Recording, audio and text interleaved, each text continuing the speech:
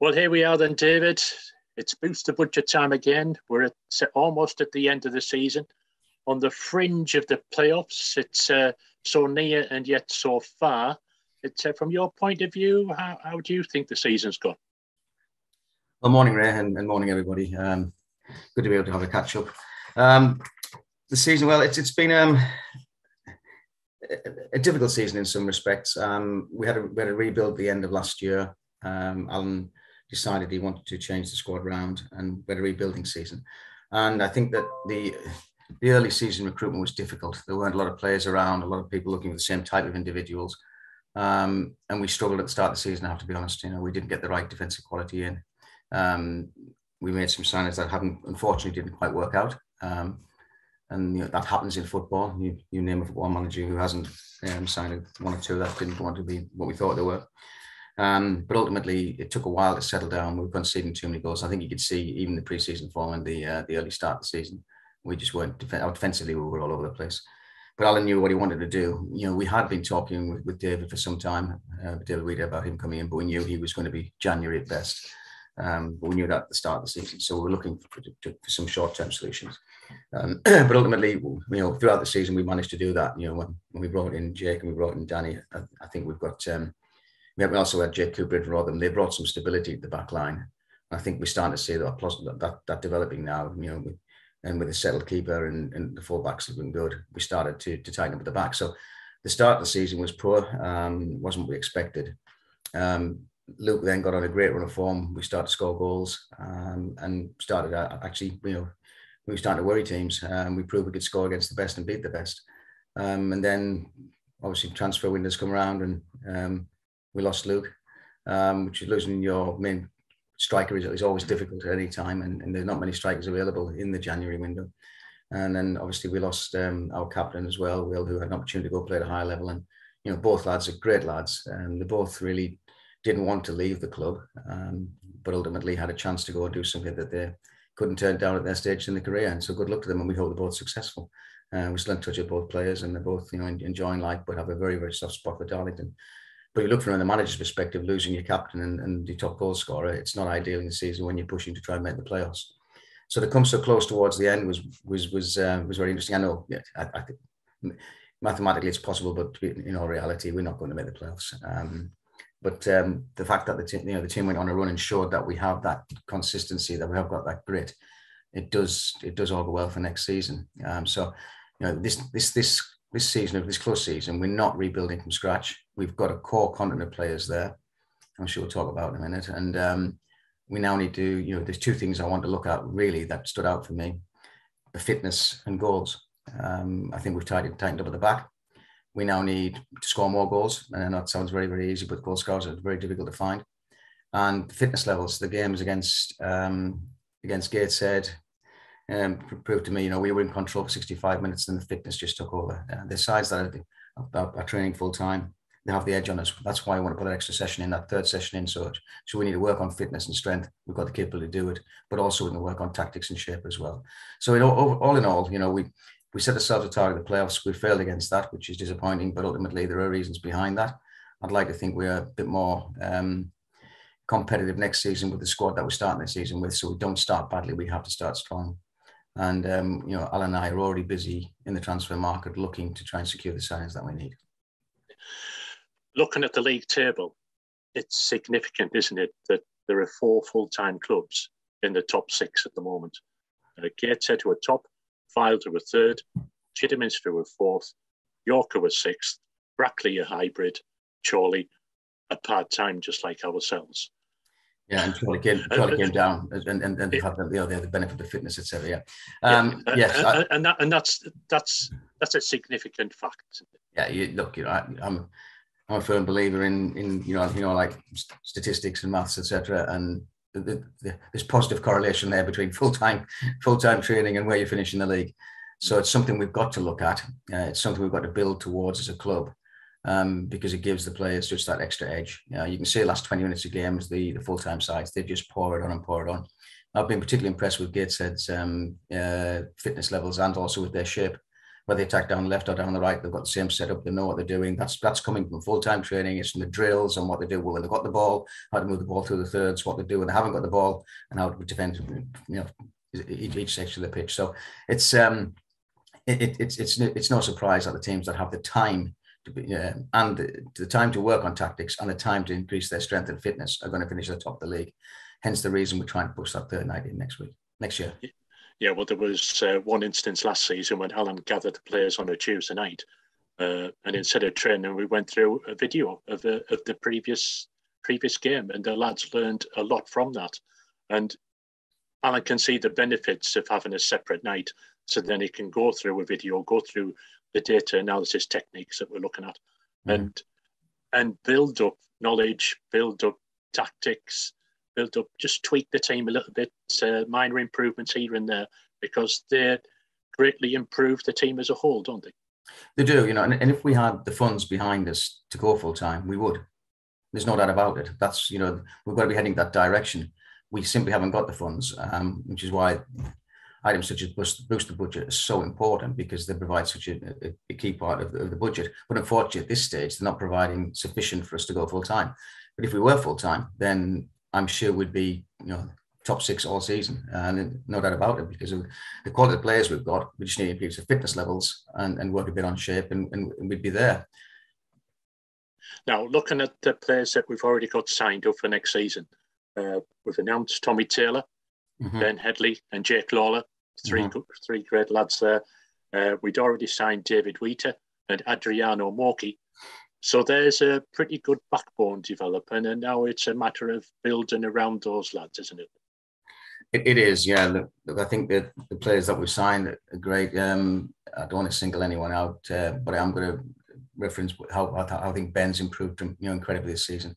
He's come on, his attitude's been fantastic, and fully deserves where he is. But signing Tommy, Jake, David, Adriano, great players, good quality players that we know will be in the spine of the team.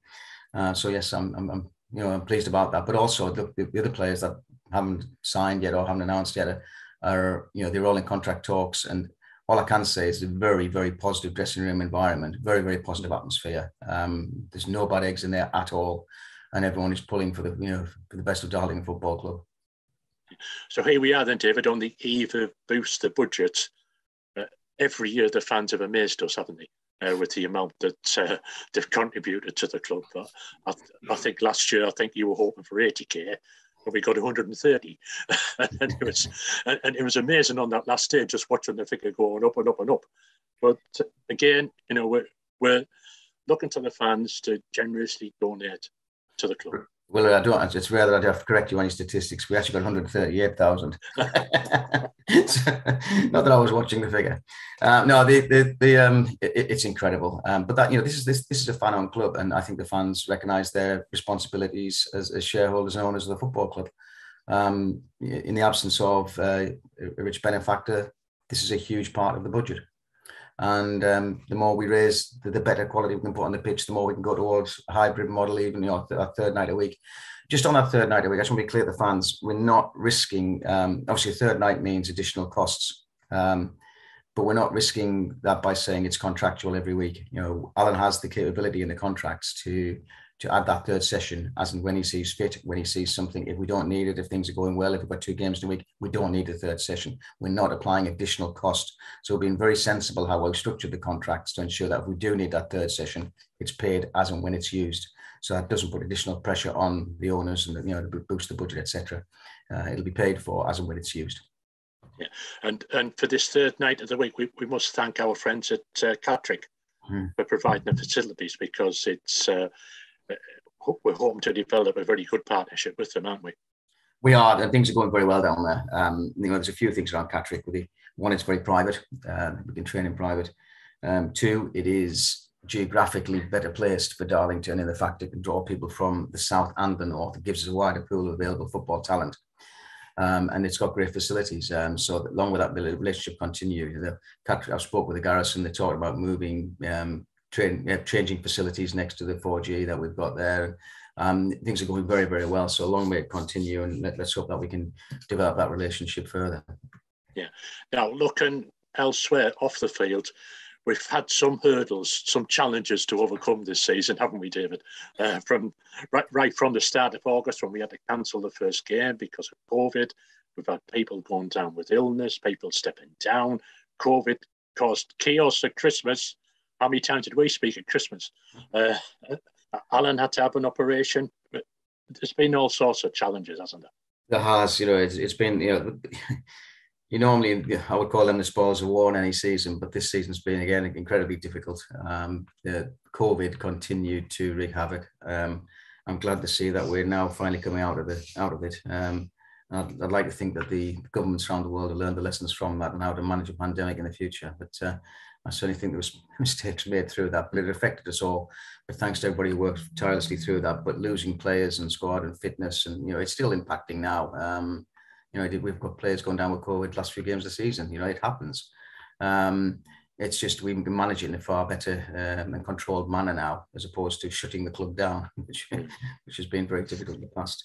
In terms of the illness, yes, we've had a very difficult season. We lost a couple of key backroom staff in Dave Watson and Dave Mills. And we wish them both a very speedy recovery. I'm glad to say that they both are having a good recovery, which is great to see. I think we'll see Dave Watson back shortly. He's starting to come back to help out match day now. But when as a volunteer fan-owned club and volunteers stepping in to fill roles, when you lose people who carry that much experience and knowledge in the role they're in, it's very difficult finding people to step up.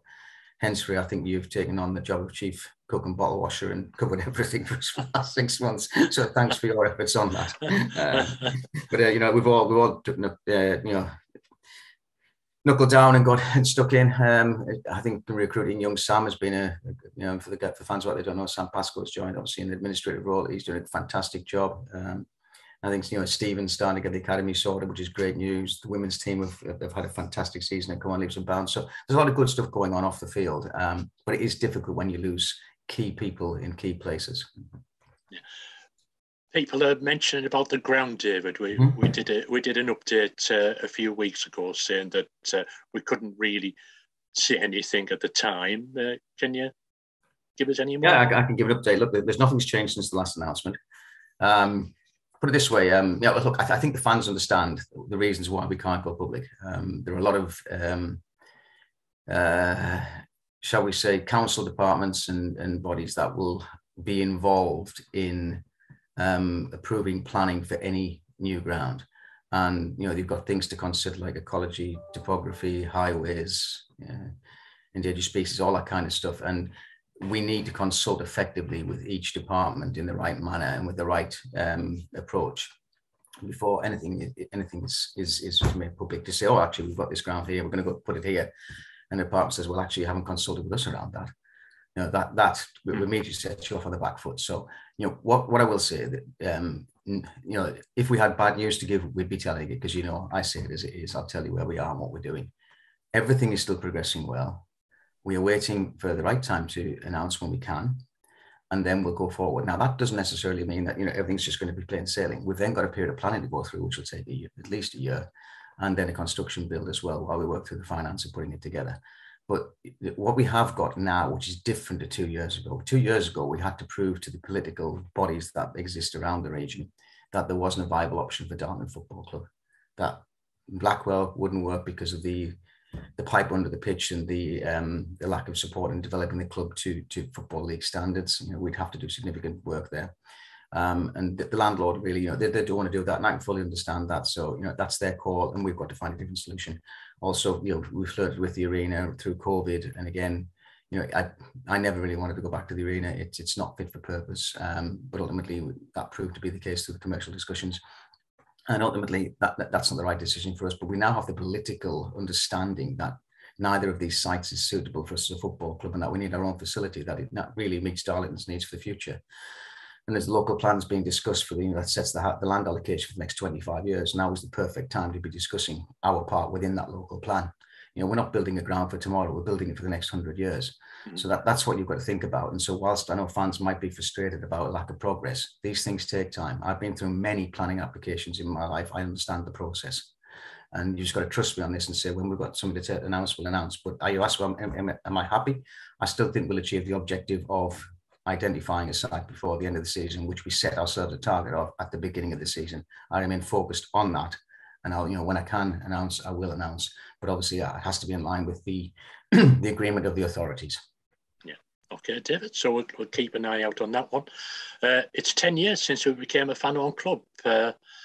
Many people remember all the events of 2011 and 2012 and those famous days when the fans stepped forward. We have to thank all our volunteers and the fans for backing us and all our sponsors, don't we? We do. I mean, the club wouldn't be where it was without that. Quite simply, the fans in saving the club, tremendous. The 500 club putting the money forward for the stands, etc. Sponsors, incredible every year, stepping up and supporting the football club. Volunteers and the fans. That's what attracts a lot of interest in this football club. The way the community pulls together, and we've now just got to continue with that drive and take it to the next level. This club deserves to be back in the Football League. I won't say it deserves, it should be back in the Football League. We've got to earn the right to get back in that Football League. But ultimately, with the setup we've got behind the scenes, the stability we've got off the field and building on the field, I know we'll get there. I know we'll get that. I can't guarantee how many years it'll be, but I do know the first major hurdle to doing that is getting our own ground and going full time. And we'll continue to do that. And you say 10 years, Ray, God, I wish I'd kept a book and wrote about my 3 years of the football club, because I think I could have filled 10 years worth of stories in the space of 3.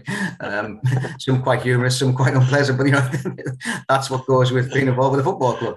Yes, I do remember that first interview I did with you, and from then on, your eyes have been opened. Yes, but it's good fun. Yeah.